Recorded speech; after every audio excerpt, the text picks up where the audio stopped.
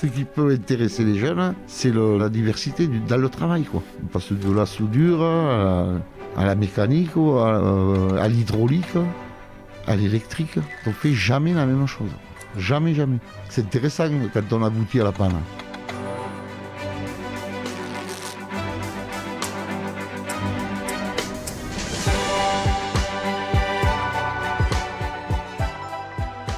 Vous êtes-vous déjà demandé à qui sont les mains qui fabriquent chaque jour la mode et le luxe ? Derrière chaque vêtement, chaque accessoire et chaque objet, il y a des femmes et des hommes qui perpétuent au quotidien des gestes et transmettent leur passion. Ce podcast va vous emmener à la rencontre de ces amoureux du savoir-faire. Des anonymes qui détiennent un savoir précieux pour faire la mode et le luxe de demain. Aujourd'hui, ces femmes et ces hommes de l'ombre nous racontent depuis les coulisses leur métier, leur passion, leur envie de transmission d'un savoir-faire unique. Parce qu'aujourd'hui, en France, il y a plus que jamais la nécessité d'assurer la relève de ces métiers d'exception. Bienvenue dans le podcast Savoir pour faire.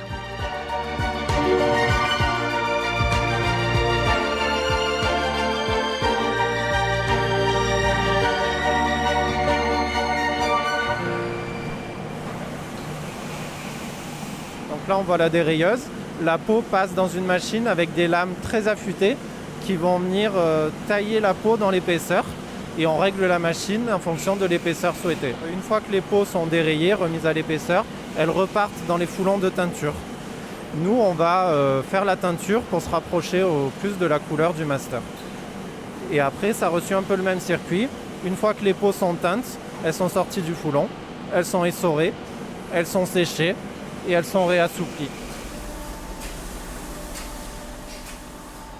Aujourd'hui, à Millau, en région Occitanie, nous vous emmenons dans la mégisserie Richard, fondée en 1852. C'est Julien Denardeau, ingénieur, qui ouvre le bal en nous faisant visiter cette grande usine, spécialisée dans les cuirs destinés à l'industrie du luxe. Pour travailler dans les meilleures conditions, l'implication de Salvatore De Rosa Arcuri est essentielle. En véritable ange gardien, cet électromécanicien va et vient d'une machine à l'autre pour en garantir les rouages. Un chaperon, en somme, dont le travail assure fluidité et sécurité à toute l'entreprise. De Rosa Arcuri Salvatore, né le 4-10-63 à Millau, d'origine italienne. Et vous avez un bel accent. Et voilà. Un accent très chantant, comme on dit. Ici, on chante, oui. L'accent, il chante. J'aime bien que ce soit bien cadré, bien propre partout. Un peu pète sec des fois, mais des fois pas simple. Un peu pointilleux sur les trucs, voilà. J'ai vu que vous aviez plein de tatouages. Oui. Ça vient d'où tout ça ? Mais je sais, j'ai la folie. J'aime bien. Ça a commencé quand ? Où j'avais 18 ans. Et aujourd'hui, vous avez 57. Oui, les épaules, les bras. Vraiment, j'ai toujours adoré. Si je m'étais écouté, je serais bleu. Hein. Mais ma femme, pas trop. Moi, mon vrai métier, au départ, je suis mécanicien auto, dieseliste. Là où je bossais, quoi, ça a fait faillite. Je suis resté 1 an au chômage. J'avais des propositions pas trop intéressantes, mais je me suis laissé le temps de... Puis j'avais plus trop envie de repartir à la mécanique. Justement, j'ai cherché une usine pour justement faire l'entretien. Il se trouve qu'il y a en dessus, là, il cherchait quelqu'un, un mécanicien. Donc, je suis allé, la place était prise. Et en redescendant, j'ai vu Richard. Et avec Xavier, on se connaît depuis longtemps, parce que j'y faisais l'entretien des voitures. Donc, je me suis arrêté, à tout hasard. Hein. Et je me suis arrêté un vendredi, le lundi, je travaillais. Voilà, il m'a pris de suite, il n'a pas hésité. C'est une belle histoire. Je suis reparti dans la mécanique, ici, quoi, enfin, une machine. Ça a été dur au départ, hein, ça a été dur. Le temps d'intégrer les pannes et tout, ça a été dur. Après, c'est venu tranquille en regardant des bouquins. Voilà, ça m'a aidé un peu. Oui, c'est ça, parce que quelles sont les différences en fait entre la mécanique automobile et puis l'entretien de ces grandes machines ici ? Comment ça se passe pour vous, ce temps d'adaptation ? Comment ça s'est passé ? Il m'a donné ma chance, quoi. Hein. Enfin, il m'a donné ma chance, Xavier. C'est vrai que j'y dois beaucoup pour ça. C'est lui qui m'a fait évoluer là, dans l'usine. Il m'a encouragé aussi. Il a toujours été là. Hein. Xavier, c'est moi, bon patron. Quoi. Le fait qu'on se connaisse depuis longtemps aussi, bon, a joué un peu, quoi. Ça me fait de la lèche. J'ai pu évoluer, monter, voilà. Je ne retournerai pas en voiture, quoi. Puis en plus, il faut s'habituer au monde, quoi. Moi, je ne connaissais pas le mécano. Nous, on était 2, 3 maximum. Ici, je suis arrivé, on était 40 ou 50, quoi. Donc l'ambiance elle-même, je ne connaissais pas tout ça. C'est-à-dire que vous n'aviez pas l'habitude avec le fait de travailler avec autant de gens autour de vous. Voilà. Désolé, hein. Nico, oui? Les bobines? Les bobines de quoi? Mais c'est qui? Mais il n'est pas passé par les bureaux? Non, non, tu dis que j'ai pas le temps, hein, Nico, hein, laisse tomber, hein? Tu dis qu'il repasse là, hein? Désolé. Allez, à plus. Ça va aller? Oui, c'est. Moi j'ai eu fait des. Quand j'étais plus jeune, hein, on avait le droit de travailler en étant mineur, quoi. À l'époque, hein, j'ai eu fait des usines, mais juste des coups d'été. Travailler de 14 ans, 15 ans, 16 ans, je travaillais dans les usines. Mais bon, j'étais jeune, hein, c'était des jobs d'été, quoi. Mais vraiment, là, la foule, quoi, j'étais pas habitué, hein. C'était dur. Hein. C'est toute la journée, quoi. J'ai ça. C'est compliqué à gérer au départ. On vous sollicite beaucoup en fait, c'est ça? Voilà, ouais, regardez, on avait de la peine à arriver. Voilà. Moi j'ai vu aussi beaucoup de patience avec Nicolas par exemple, c'est ce que j'ai perçu. J'essaye de. Mais des fois, bon, quand ça va pas, on se dit les choses, quoi. On passe pas, on se dit les choses. Ah, c'est le collègue, hein. Je suis en train de former. Il prendra ma place hein, quand je serai à la retraite. Ça fait combien de temps que vous formez Nicolas? Ça fait combien que tu étais avec moi? Avec toi, ça fait 4 mois. 4 mois, voilà. Ça va, il travaille bien? Pas trop, là. Un peu gauche. Non, ça va. Oui, heureusement que vous êtes au moins 2 quoi. Ah, il faut être 2, hein. Sinon c'est imposable. Ouais, minimum. Moi. Vous avez vu tout ce qu'on a à s'entretenir? À 2, hein. Hop là, c'est bon là comme ça? Ou je raccourcis un peu là? Aujourd'hui, vous formez un bon duo, on pourrait dire ça, avec Nicolas. Vous êtes un petit peu maintenant la tête pensante et lui les mains, par exemple? Oui, il faut, voilà, c'est ça. Ça va être dur aussi pour lui, hein, qui se forme, puis après, ça le bain, le faire tout seul, quoi. Sans que je sois dans ses pattes tout le temps, quoi. Après, bon, il a des stages, il va faire des stages de soudure, il va faire encore des stages électriques pour mettre les mains dans les armoires. Il a passé des trucs pour conduire les chariots élévateurs. Il a peine de tout, il va passer des diplômes, quoi, il va faire des stages, quoi. Surtout en soudure et en électricité. On cherche beaucoup les électriciens. Il nous faut quelqu'un qui sache cette partie. Moi, ma partie, c'est hydraulique et pneumatique. La partie électrique, je ne suis pas doué. C'est-à-dire que vous avez été formé en hydraulique, c'est ça? Hydraulique et pneumatique. Vous avez des diplômes particuliers? Non, j'ai un CAP, oui. Est-ce que vous avez eu un mentor ou quelqu'un qui vous a appris les gestes, quelqu'un qui a compté pour vous dans votre formation, dans votre parcours, ici ou avant? Oui, je pense qu'il y en a un qui a compté, oui, l'ancien chef mécano, qui m'a tout appris. Hein. D'ailleurs, j'ai fait mon apprentissage avec lui, et une fois mon apprentissage fini, je suis parti ailleurs, on s'est perdu. Il a monté sa propre boîte de mécanique, et on s'est retrouvés, il m'a rembauché. Et il m'a mis responsable de l'atelier, et voilà, je suis parti là, pendant 4 ans à peu près, 3-4 ans. Puis après, je suis parti ailleurs. Mais bon, lui, il a compté beaucoup, oui, dans ma progression. Ouais. Je vous sens ému. Oui, non, j'aimais bien, parce que je l'aimais bien. C'est vrai, c'est un bon gars. La dérailleuse, c'est pareil, on intervient souvent là-dessus. À quoi elle sert cette machine? Découper la peau, c'est-à-dire la mettre à une mesure précise. Quoi. Souvent, ça tombe en panne, ouais. Ou c'est de l'entretien, beaucoup. Changer des cylindres à lame ou c'est des roulements. Est-ce que c'est des vieilles machines en fait? C'est vieux, mais c'est ce qu'il y a de mieux hein, actuellement. Hein. Ils n'ont pas fait mieux. Hein. Ils en ont fait des machines comme ça, mais pas si performantes. On travaille au 10e. Là, 10e. Quelle est la machine qui vous demande le plus d'efforts? Je pense que c'est ça. Hein. C'est la plus capricieuse? Ça casse souvent, enfin souvent. Ça casse. Et ça vous est déjà arrivé de ne pas pouvoir réparer une machine? Quoi qu'il arrive, on répare. Ça peut-être, je ne sais pas combien d'années, ça, mais 80 ans, mais à peu près. Ouais. On a des presses aussi derrière, hein, On intervient souvent aussi. Vous êtes un électron libre, vous allez partout. Voilà, ouais. On fait tout, hein.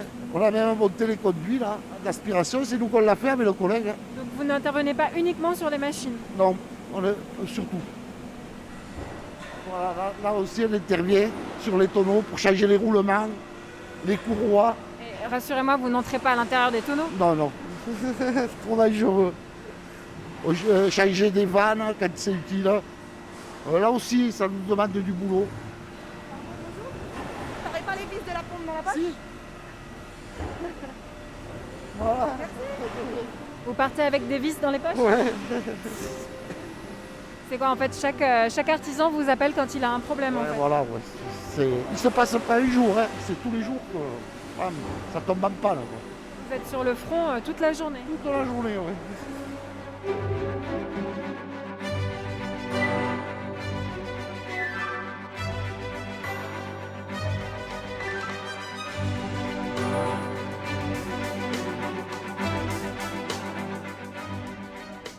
Pourquoi est-ce qu'un électromécanicien est quelqu'un d'indispensable dans une mégisserie? Pourquoi est-ce que, selon vous, votre présence est indispensable?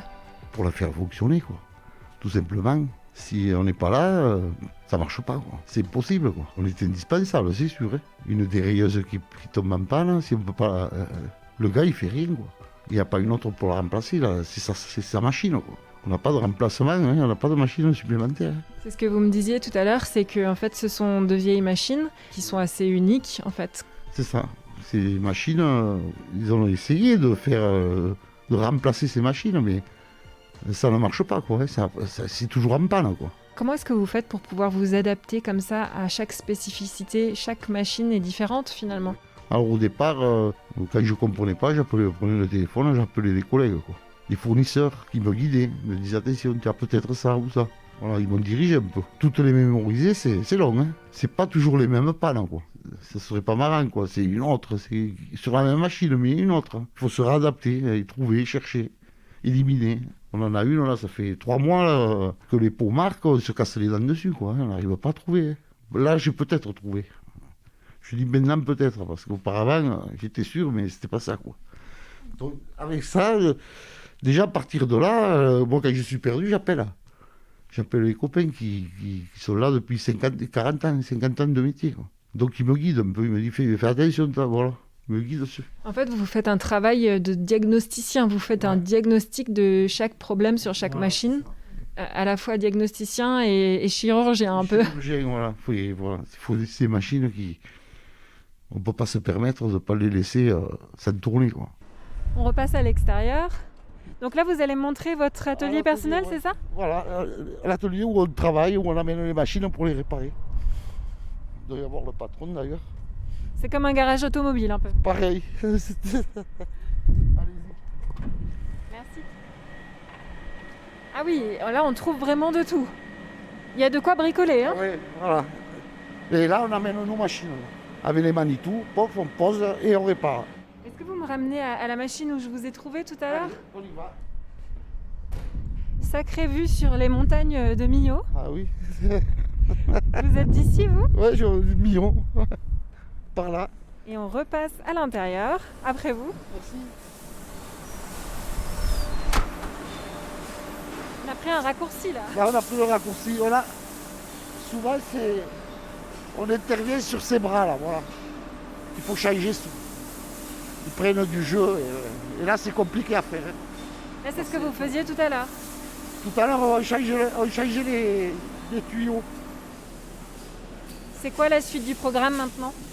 On va voir si ça marche. Hein. Ça doit être satisfaisant quand la machine est réparée. Ouais, ça soulage, hein. C'est soulageant. Mais on reste pas bien longtemps comme ça, quoi. Il y en a une autre qui arrive de suite. Hein. Moi, je vais appeler Julie, moi. Pour vérifier, oui, c'est ça, pour faire voilà. des essais. Bon, sinon, peut-être elle est par là, on va aller voir si on la trouve. Hein.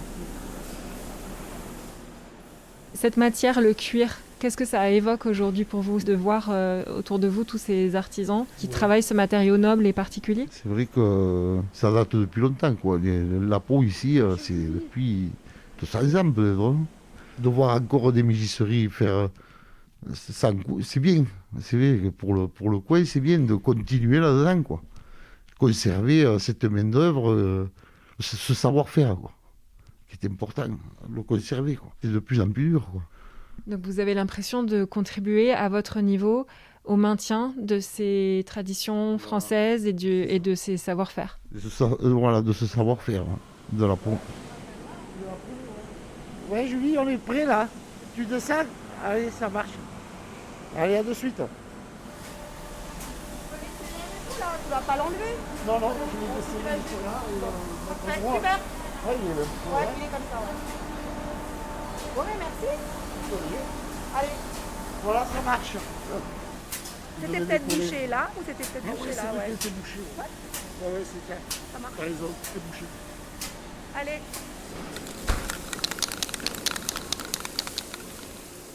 Non, je regrette pas, franchement, je regrette pas. Puis la partie mécanique auto, j'en avais un peu marre. Oui, puis ici vous êtes responsable en fait. Donc, vous avez fait un beau parcours, vous avez eu une sacrée évolution. Là, oui, je fais un petit bond à l'avant. Est-ce que vous êtes fier de ça? Un peu. Puis on travaille chez Chanel, c'est le prestige. Tu travailles chez Chanel, ouais, voilà. Et puis vous passez le flambeau, vous transmettez. Mais c'est difficile de trouver quelqu'un, hein. C'est vrai que des fois c'est exigeant, hein, c'est dur des fois. Alors dans ce cas, qu'est-ce que vous conseilleriez justement aux personnes qui sont attirées par ce métier, mais qui peut-être ont des appréhensions ou peut-être ont peur de ne pas pouvoir travailler sous cette pression dont vous parlez? Déjà d'être patient, déjà. Se motiver sur toutes les machines, se motiver, quoi. Faut le prendre à cœur déjà, il faut s'accrocher avec ce qu'on va recevoir tous les mois et évoluer, voilà. Et puis ça vient tout seul après, hein. Il faut savoir bien bricoler pour s'adapter. Passer d'une machine à souder, quoi, ou découper des pièces, ou réparer dans l'urgence. Il faut être un bon bricoleur. Il faut toucher à tout, quoi. Et s'intéresser, prendre un poste à souder, montrer une fois, là, la deuxième fois, j'essaye de le faire et il y arrive.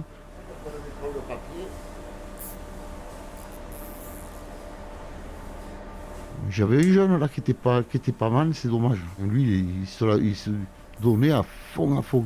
Je suis parti de la station, je le prenais à cœur, quoi, je le faisais bien. Moi, comme je leur dis souvent, si vous voulez continuer à travailler propre, être propre, presque brillant, quoi. C'est aller jusqu'au bout en Il fait. faut aller jusqu'au bout.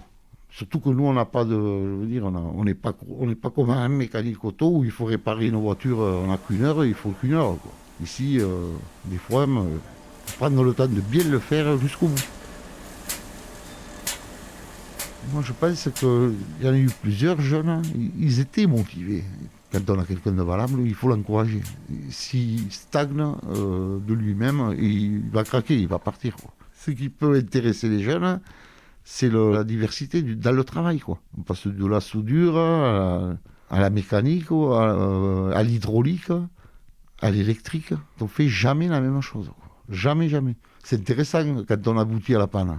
Quand je suis monté de grade, quoi, dans l'usine, là ça m'a motivé encore plus, quoi. Plusieurs fois ils me l'ont dit, quoi. On apprécie le travail que tu fais. Et récompensé aussi, à la fin du mois.